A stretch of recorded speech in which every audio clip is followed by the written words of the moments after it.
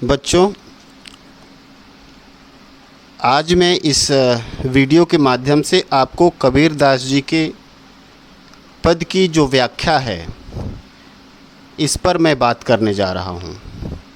तो आपके इस पुस्तक में, आपके सिलेबस में, पाठ्यक्रम में कबीर दास जी के 2 पद उद्धृत किए गए हैं और ये दोनों ही पद, जैसा कि मैंने पहले वीडियो में बताया है इनके साहित्यिक परिचय में, कि ये दोनों ही पद इनके साखी खंड से लिए गए हैं।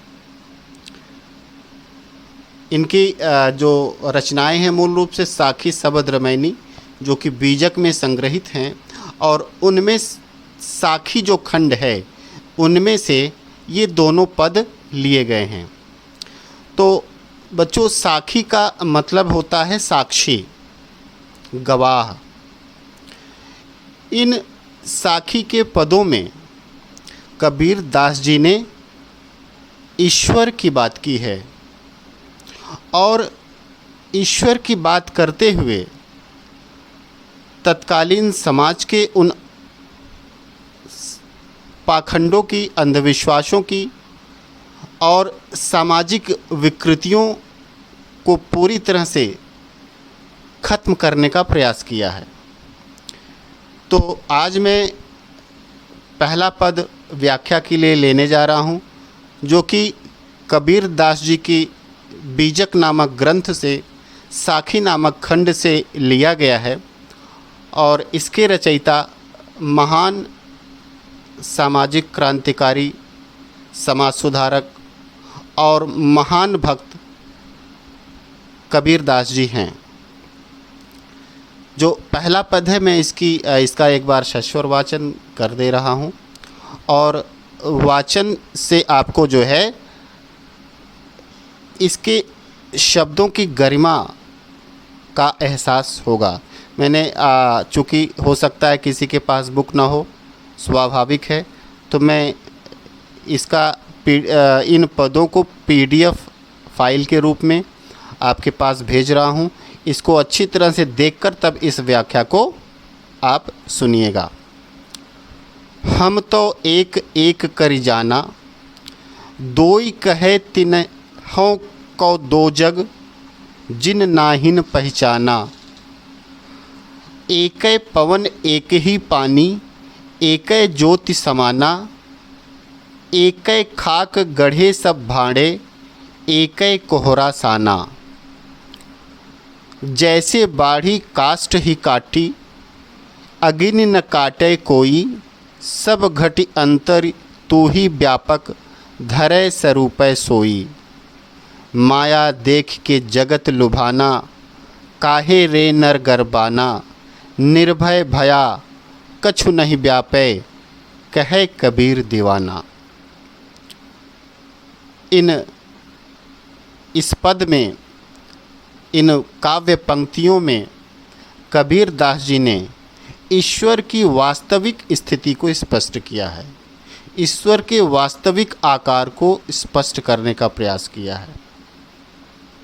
जो दुनियावी ज्ञान है, जो दुनिया का मत है, समाज का मत है, लोगों का मत है ईश्वर के विषय में, उस मत से यह जो चेहरा है कबीर दास जी के निर्गुण ब्रह्म का, ईश्वर का, वो बिल्कुल अलग है, निराकार है और सबके अंदर वो विराजमान है। अब मैं एक एक लाइन को पढ़कर एक एक शब्द की, एक एक भाव की व्याख्या करने का प्रयास करूँगा। हम तो एक एक करि जाना। कबीर दास जी कहते हैं कि हमारी जानकारी में तो ईश्वर एक ही है। एक एक करि जाना अर्थात ईश्वर का अस्तित्व एक है। वो कहते हैं कि दोई कहे तिन्हीं को दो जग। वो कहते हैं कि जो कहता है कि दो जग अर्थात स्वर्ग और नरक, दो जग का मतलब दो दुनिया, ये दो जग होते हैं। स्वर्ग में ईश्वर रहता है और नरक में मनुष्य रहता है। या फिर ये जो दुनिया है, ये जो ब्रह्मांड है, ये दो दुनिया में बटा हुआ है, दो दुनियाओं में बटा हुआ है, दो जगहों में बटा हुआ है। स्वर्ग और नरक की अवधारणा काल्पनिक है। वे कहते हैं कि जो इस तरह की कल्पना करते हैं कि स्वर्ग और नरक नाम की दो जगहें हैं, दो दुनिया है, वे सच में वास्तव में ईश्वर को नहीं पहचानते। जिन नाहिन पहचाना, जिन का मतलब वे लोग और नाहिन का मतलब नहीं, पहचाना का मतलब पहचानते हैं। दोई कहे तिनहि कौ दो जग, जो लोग कहते हैं कि दो जग हैं अर्थात स्वर्ग और नरक रूपी दो जग हैं, दो दुनिया है, वे वास्तव में ईश्वर को नहीं पहचानते हैं। ईश्वर का संबंध स्वर्ग से है और नरक का संबंध इस पृथ्वी से है, ऐसा दुनिया के लोग मानते हैं, ऐसा समाज मानता है। तो वे कहते हैं कि वास्तव में ऐसे लोग ईश्वर के बारे में कोई भी जानकारी नहीं रखते हैं। वो इसका उदाहरण देते हैं, उसको प्रूव करते हैं कि वास्तव में ईश्वर एक है। एक पवन एक ही पानी, वे कहते हैं कि इस पूरे ब्रह्मांड में एक ही तरह का पवन तो एक ही है अर्थात वायु तो एक ही है, और पूरे ब्रह्मांड में जल भी एक ही है। और अब ऐसा नहीं है कि स्वर्ग का पानी अलग है, जो ऐसी कल्पना करते हैं कि स्वर्ग और नरक दो चीज़ें हैं, कि स्वर्ग में अलग तरह का पानी है और इस धरती पर अलग तरह का पानी है। स्वर्ग में अलग तरह की हवा है और इस धरती पर अलग तरह की हवा है, या इस धरती पर ही अलग अलग धर्मों के हिसाब से पानी और हवा का जो स्वरूप है वो अलग अलग है। पानी हर धर्म के लिए, हर धर्मावलंबी के लिए, मनुष्य मात्र के लिए एक जीने का एकमात्र सहारा है। बिना जल के जीवन संभव नहीं है। उसी तरह बिना वायु के भी जीवन संभव नहीं है, वो किसी भी धर्म का हो। जल और वायु उन सब के लिए, उन सब के जीवन के लिए समान रूप से महत्व रखता है। अब ऐसा नहीं है हिंदू जल का उपयोग पवित्र मानता है तो मुसलमान, जैन, पारसी, सिख, ईसाई, ये सब लोग जल को पवित्र, मतलब कि उनके लिए इसका जो महत्व है वो अलग है।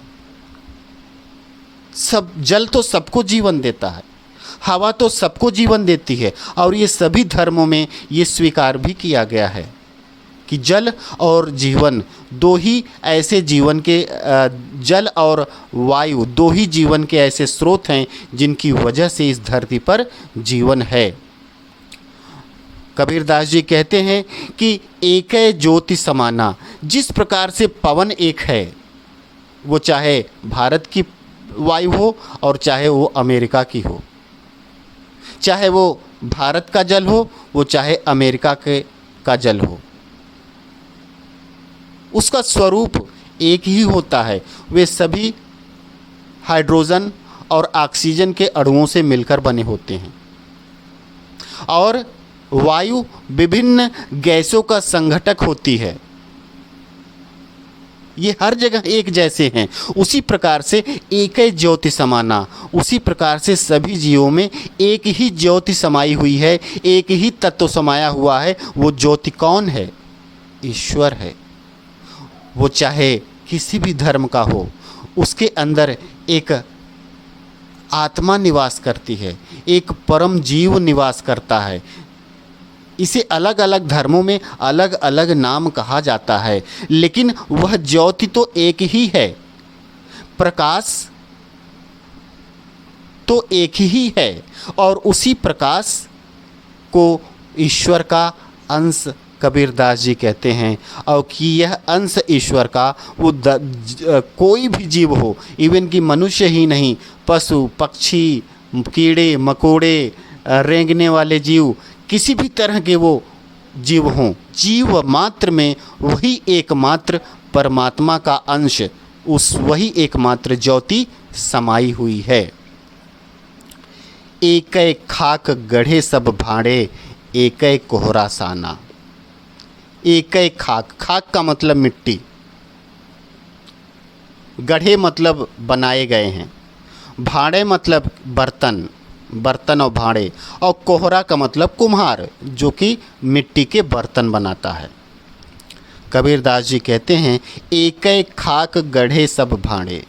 वो कहते हैं कि एक ही मिट्टी से ये सारे जीव रूपी बर्तन बनाए गए हैं। हम सभी जीव मात्र अलग अलग आकार प्रकार के एक तरह के बर्तन हैं और इस बर्तन में वह परमात्मा रूपी ज्योति या जल समाया हुआ है।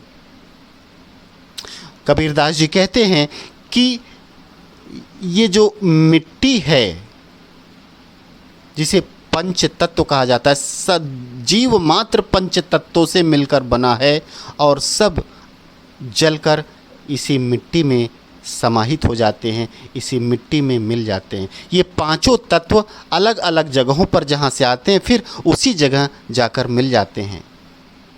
वो उन्हें चाहे दफनाया जाए और उन्हें चाहे जलाया जाए।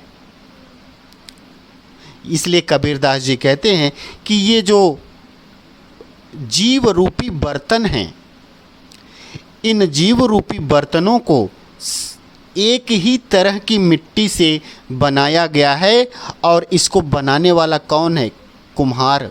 वो कुम्हार कौन है? ईश्वर है वो।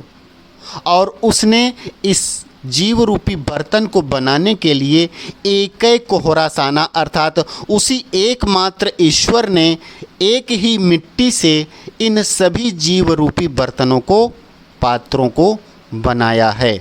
अर्थात इस ब्रह्मांड में जो भी जीव मात्र है वह सब ईश्वर की कृतियां हैं, ईश्वर के बनाए हुए लोग हैं और इसको बनाने में ईश्वर ने एक ही तरह की मिट्टी अर्थात पंच तत्वों का इस्तेमाल किया है। वे पंच तत्व कौन हैं?